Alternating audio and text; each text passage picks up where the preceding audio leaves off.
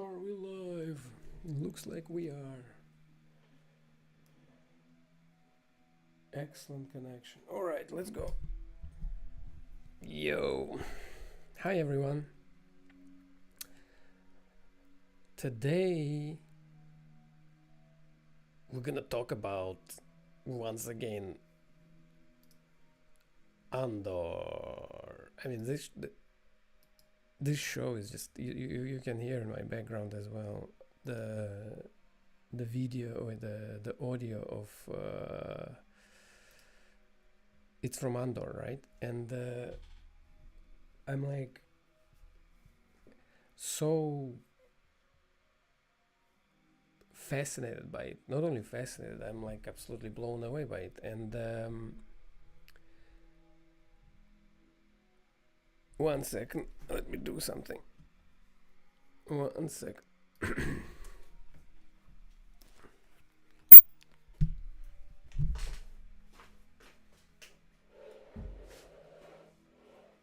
It's too far. Let's see how this will work. Now. How about now? Yeah, now it's better, right? Yeah, it should be better. I mean, the software, it's so much of CPU that like it's kind of start lagging. I'm still figuring out the setup. Anyways, all good. So yeah, it's extremely fascinating to just be seeing all this.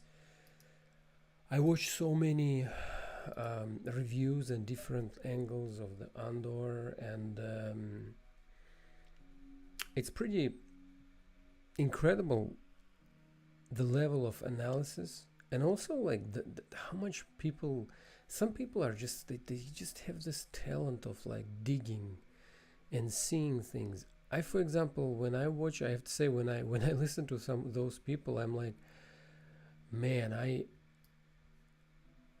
that's not what I see, or like that's not what I even kind of thought about when I watched it. But like some people, they just have this they just have, I think they just want to do it. They practice it. It's like this video essays about, I mean, I also heard, it's funny, I watched the interviews with the Gilroy himself, and he was it's funny how like people make theories, and then he's like, no, that's not what we intended to do, it just happened accidentally. And I'm like, oh, okay. So it's really fascinating. And one of the channels that really blew me away is the science fiction with Damien Walter. My God, this guy is absolutely incredible.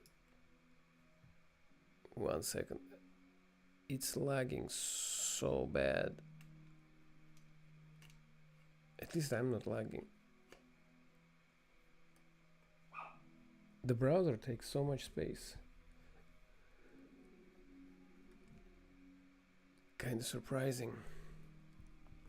Anyways, so yeah, and he made these videos, and one of the videos that like, because Andor is about revolution, right? It's a revolutionary kind of story, and like, what are you rebelling against, Andor? And that capitalism, that's just mind blowing. It's like, Andor is a massive problem for Disney. Andor made Star Wars real, but then it's all, Andor is not a rebellion against the Empire. It's just all so fascinating, like to listen to all this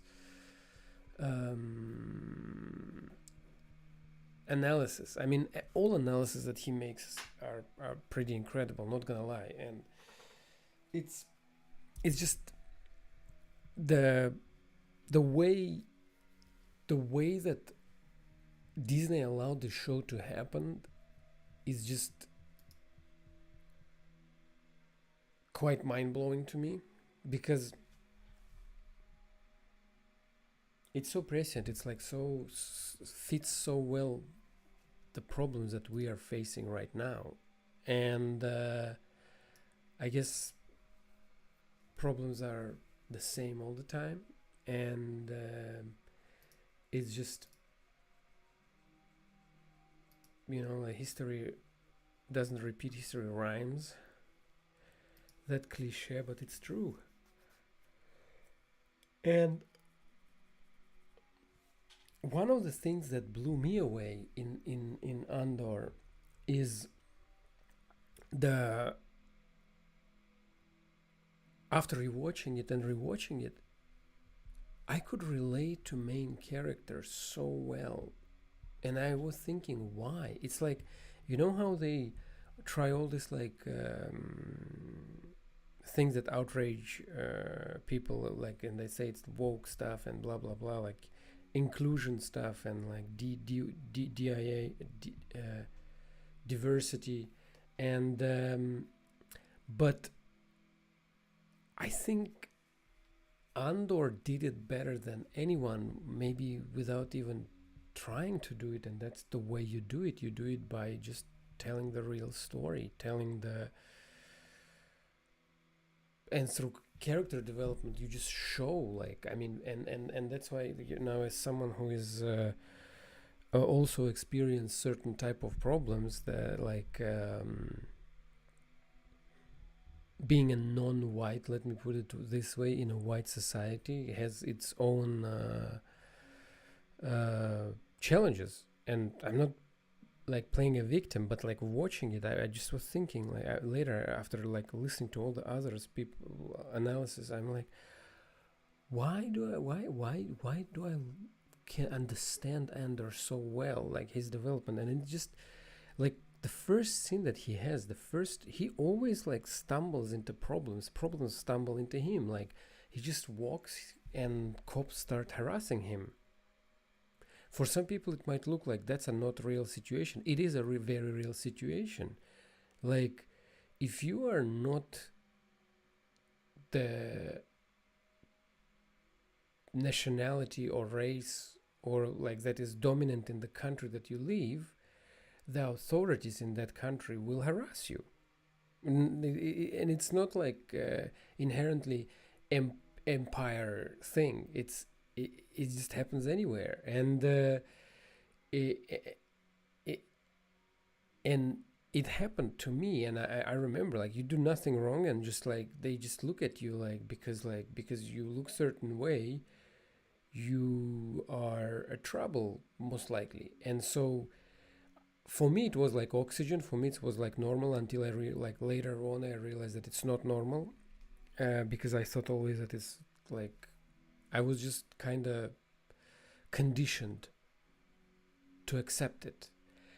And watching Andor, I'm like, man, that kind of like that tracks. That just like the way that like he just stumbles into problems, and then when he goes and wants to like escapes with the money, and then anyway somehow ends up in jail, like they just catch him for no reason again. I mean, he did something, but like in that particular situation he was caught for no reason.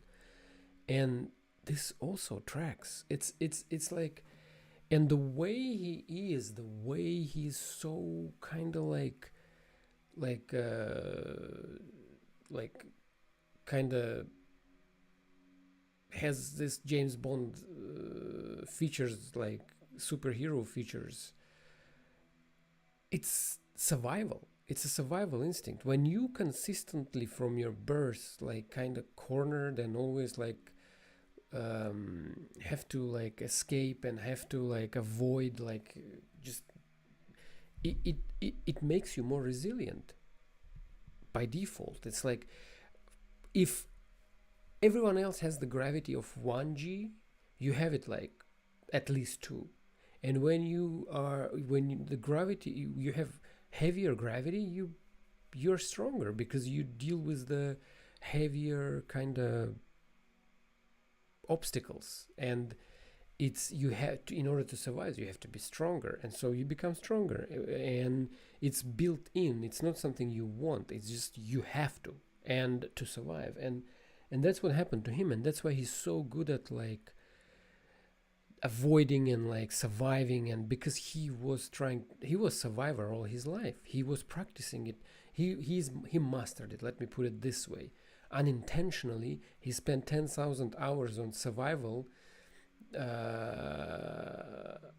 skills since they invaded his planet and Canary and destroyed it, and he was picked up. Since that moment, it just started for him, and he was like, I don't know, like in the movie it looked like he was 7 or like 8 or 10, whatever. So by the time we meet him, I think he already been more than a decade in this soup. So, and it also builds a resentment to the system, like, because the system always is to get you. And so why would you support that system that no matter what you do, you just walk around, you just breathe, and it doesn't matter what you do, they are after you. It's by default you are an enemy. And so if I'm by default an enemy, like Andor, right? If he's by default, his type is like looked down to, why would I support that empire? At the very least, there will be no support. And most likely there will be resentment, and then resentment will grow and become rebel. He will become like a rebellion, basically. Like it's just like this right, this scene where they just show up and like they're behind him and just start harass him. That's just happens every day, like to certain groups of people, and it's not woke. It's a reality. And I think Andor, I don't know, intentionally, unintentionally, but from interviews I never heard anything that it was intentional, but like they actually made the most inclusive main character. Like I can't relate to like, I don't know, like some of the superheroes that are like other race, because it's like they put in the box is still that box, just with different race, same code, same cultural code, and same attitudes, everything same. Here we see the real representation. I'm telling you, as someone who been on the receiving end, I mean, hence it's like I never almost ever have like a smooth experience in airports because of my like name, and like it sounds Muslim, and it's my passport, and it's all kind of like rings red flags with me even not doing anything. It's just like, sorry, but like people that look like you, sound like you, and like have passports like that, it's a combo. And it's a combo that we need to double check. And it's kind of, it's the least I get. It's like we need to double check the kind of like worst. It's like when they kind of presume that something is wrong by default, like, you know, like they presume that there's something wrong with him because he's that. And so, and that's what he's going through again and again and again. If you just look at it, it's just, that's why he's so distrustful. That's why he's not he doesn't attach himself to anyone. That's why he's looks selfish. He's not selfish, he's just a survivor. Because whenever he tries to settle, stuff happens to him. He never is accepted. And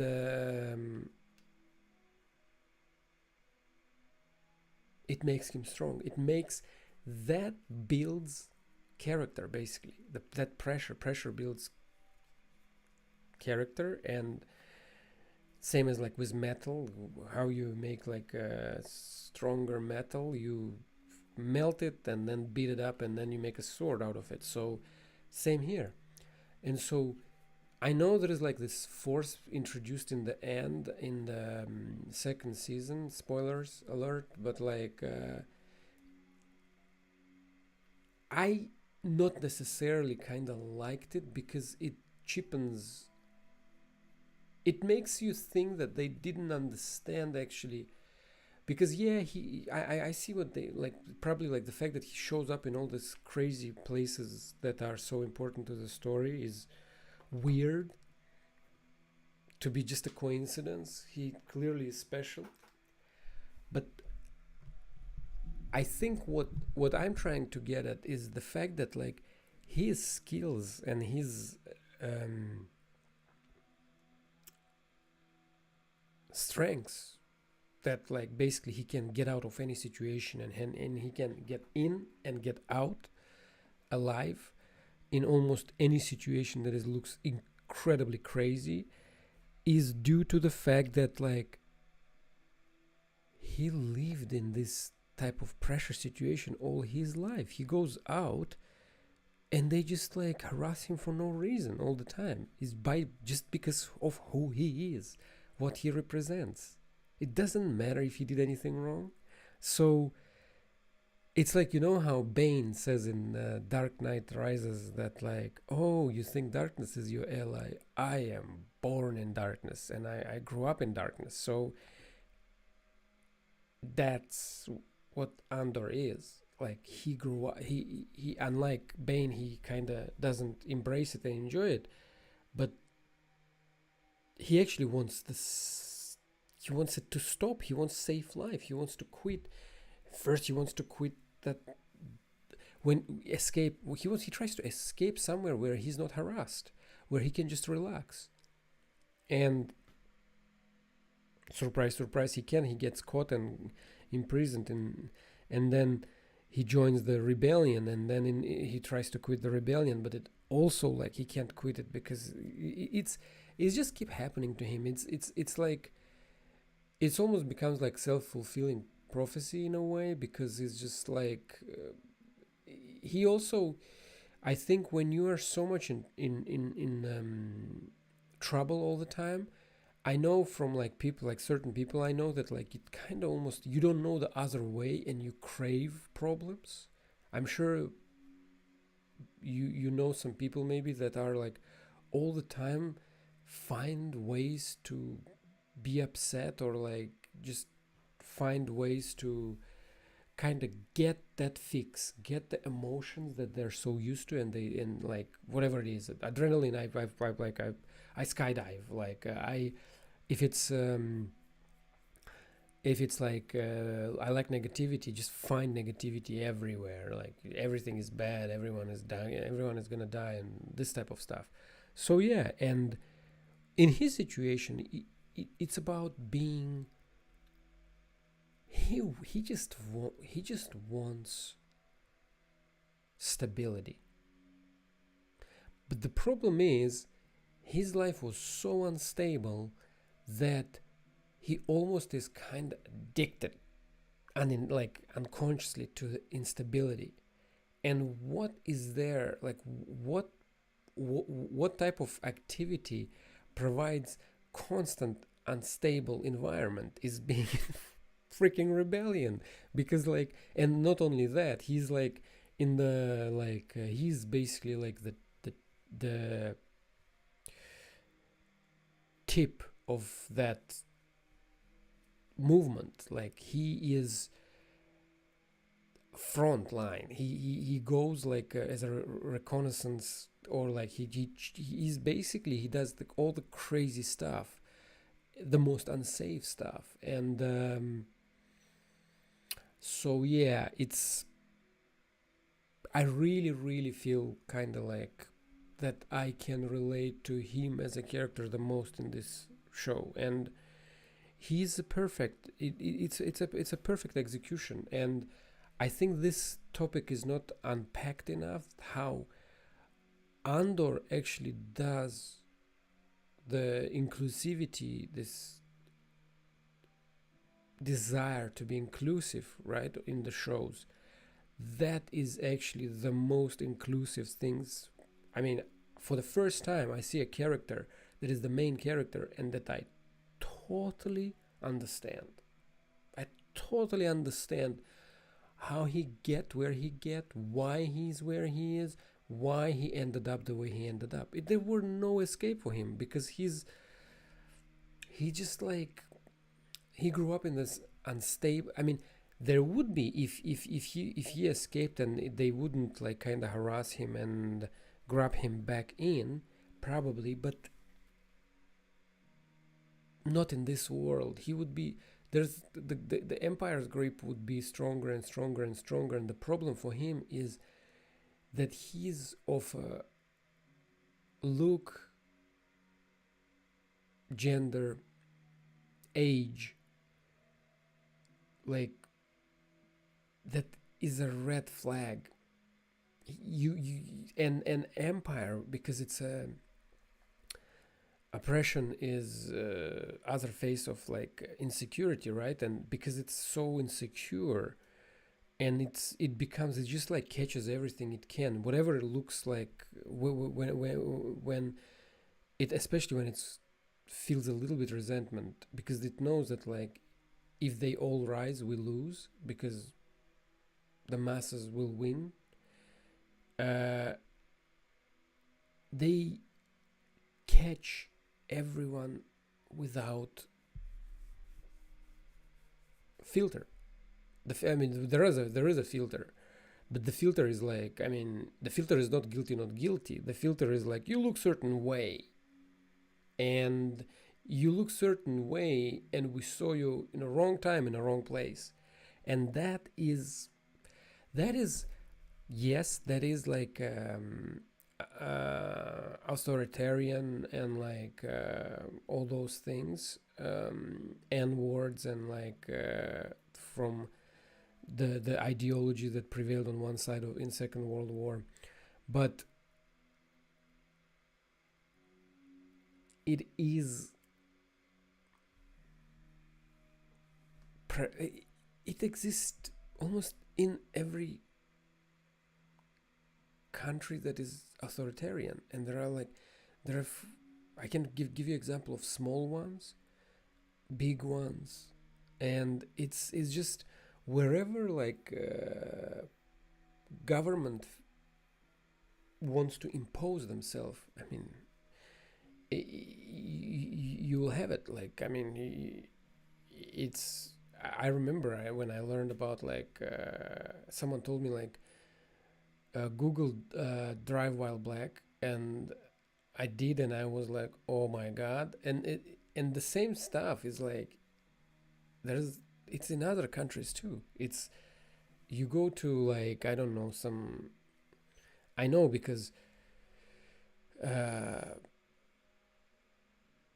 it's, let me put it this way, it's not something that only white people do to other races. Why? It just, we live in a historic time when the leading empires are just they represent leading empires can, like, they're represented by North and West, and the people from other sides of the world kind of go immigrate. We always immigrate to those places that have resources and opportunities. It's just what happens. But like once it shifts to, let's say it shifted to China, and then foreigners will be immigrating to China in masses, and then there will be kind of certain similar thing there too. So it's everywhere. It's prevalent everywhere. But because I've been him, not to that degree, but I literally been in the situation like where like police just check my papers for no reason, multiple times, and it's. I mean, nothing happened. Not as dramatic. It's a TV show. It's like first time and bam, bam. It's like we are off, and like that's how everything starts. It's I get it, but in real life, it's not nothing happened. But still, like it's uncomfortable that like they can just stop you and check you, and it adds certain type of like uncertainty, and like and you feel that there's something wrong with you when there's nothing wrong with you. And so all I'm trying to say, I understand this guy. I really do. And I think I will create a separate standalone video about this, because I think this theme, because most of YouTubers who do these reviews, they are, I mean, there's no big deal, no problem with it. They're like Americans, Europeans, English speakers, and not many of them, let me put it this way, experienced what Andor experiences. That's why for them it's like, sometimes I listen and it's like, for them it's like some alien, like, wow, it's like an and Germany of Second World War type of like environment, like I'm like, no, we have it today, we have it yesterday, and day before yesterday. It just didn't affect you. You just haven't faced it. And as someone who did, I think maybe my point of view might be unique, and this is, I wanted to make some video about Andor, and I think that's what I will make. And also what also happened to me with Andor is I just watched almost every Tony Gilroy interview and to learn from him, and I did some research with our friend ChatGPT, weekly self-study plan, like based on like Gilroy discussion here, like quote his biography. I asked him like, give me his like some of his like, yes, extract quotes and other follow-up questions. I mean, yeah, it's why his writing is so intense. Tony Gilroy is like immersed in theater writing from childhood. He absorbed disciplined dramatic construction, and that's actually very interesting, because like why? Because in theater you have extremely tight like medium, like you have to be very efficient in like the way you want to deliver the story, and the only way you can kind of progress it is through character and through dialogue. That's theater. There's not many, you can't like do cyber like what is this, the cyber swords and like blasters and like expensive like CGI. Here it's mostly character driven, and that kind of teaches you to be very efficient. Worked outside Hollywood system, early music and songwriting taught him as economy and emotional cadence. That's interesting. Collaborated with realistic. This is actually bullshit. This is a wrong fact. It's ChatGPT lied here that he worked with Sidney Lumet. Focus on moral complexity. Historians rarely have simple heroes or villains. They explore systematic, wrought moral compromise and survival, giving them grounded intensity. Exactly. We liked someone from like, we liked Rebellion, but we also like, let's be honest, liked some characters from Empire, and we I had empathy to some of them. I understand why and how they ended up there. It's not that like they're evil. Yeah, and I asked to extract some quotes from him, and here's on writing truth and intensity. I think the job is to find the truth that makes you uncomfortable. If you're comfortable, you're probably lying. That's interesting. You have to have an idea that scares you a little bit, that you are not sure you can pull off. If it feels safe, it's probably not worth doing. I agree 100% with that in general. My dog. Writing is rewriting. Your first draft is just you telling yourself the story. The work comes when you... Nami. Every rewrite is about removing lies and clarifying the truth of what there. You just keep cutting away and bullshit until you have something clean. Yeah. On character-driven stories, everything has to come from character. If you don't know what your characters want, need, and fear, you're just moving pieces on board. No one cares. That's interesting. I learn here a lot, actually. When I'm writing, I spend 90% of my time thinking about what each character wants in every scene and what they're afraid to say. Very interesting. What writing filmmaking principle did Tony learn? How does Tony Gilroy approach writing and editing? First drafts are exploratory. He writes to find the shape of the story, not perfection. Cuts aggressively. He believes clarity comes from removing excess. Reads aloud, listening for rhythm, pacing, and false notes. It's, I guess, from being a musician. Focus on character goals and conflict. Every rewrites deepen character motivation and the tension between them. Yeah, that's why his writing feels so deep, so interesting, so adult. Because he makes you he lets you think, like, finish the sentence. He just gives you enough to understand, but to get the full picture, you need to work. You need to think. And that's why he can say so much with so little. He lets you to fill the gaps. That's very cool. That's one of my problems. I kind of go into details too much. What lessons can I take from Gilroy career path if I want to write morally complex sci-fi or political thrillers? Ground everything in character truth. Even complex plot works only if rooted in real human motivations. Study theater structure. Yeah. Embrace moral ambiguity. Avoid black and white portrayals. Complexity makes your story feel real. Yep. Be relentless with rewrites. View your drafts and raw materials. Seek real-world inspiration. Tony Gilroy's writing. Anyways, so yeah, I kind of one of the things that I'm doing. I started writing my story. So my goal is to finish my script for my first. Here's what I want to do. I want to make a movie, or TV, or series that I will post on YouTube. Okay. And I want to make it with AI because I don't have budget, I don't have time. I'm locked up. I can work only from home due to my family situation. With the kid and I can work only from home. I don't have right now capacity to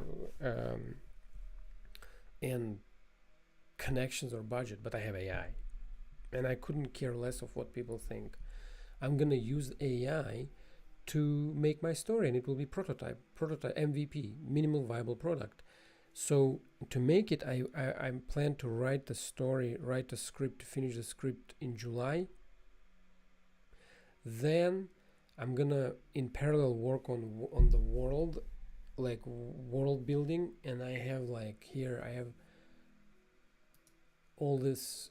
This is my inspiration on Pinterest, and I'll be using I will be doodling and noodling with Midjourney. Oh no, this one was Midjourney, and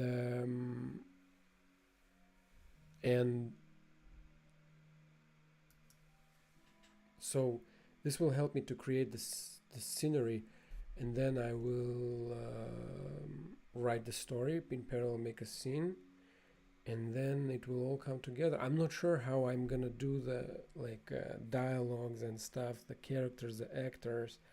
I'll figure it out. I'm planning to use AI. I'm planning to. I mean, maybe I will find some people that will wanna participate. I'm not sure, but first I need to finish the script. I assume if script is good, I maybe even can convince some people to join. I don't know, but maybe I first need to make at least the first kind of the beginning of it, and then maybe even maybe I will actually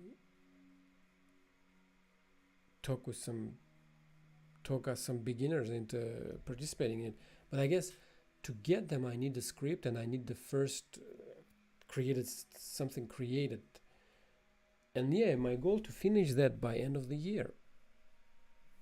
The movie, the full kind of movie, or like episodes, but complete the story from beginning to the end. It's pretty ambitious, but you know, I love it. I love ambitious goals. So yeah, and it'll push me as well. So, and the way I want to write the story, after listening to Tony Gilroy and his brother, and like, and after reading everything I read, is to, because I get bogged down in details, I'll make outline. I'll make an outline, then like characterization, names of characters, because like I write and I don't know their name, and I say X said this, Y said this, and it kind of bogs me down a little bit. That's why at first outline, this happened, this happened, this happened, because I start right like they're standing there and this is there, and but I don't know the half of it. I know the story, I know the beat, like the events that are going, and but I realize basically what I need to do for this process to go faster. I need to layers. I need to add the first. I need to add the skeleton, like the outline. Then I add the characters, the people in in the world, and then the places I'm in, and the cultures, texture, and then all this will kind of help me to move those characters, and then I just kind of adding them to this outline should all kind of put it together. Then I will write it, complete it, then I will review it again, review it again, review it again, and yeah.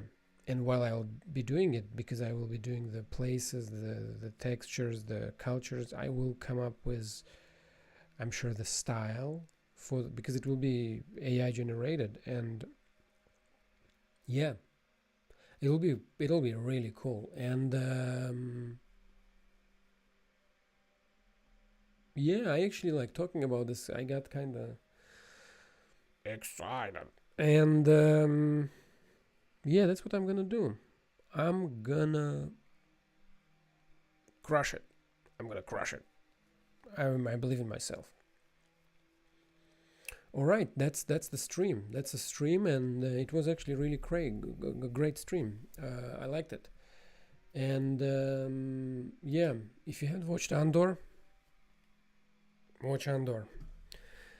Okay, guys, see you next stream, and if anyone watched, thanks for your attention, and hope you come to the next stream. See you. Bye.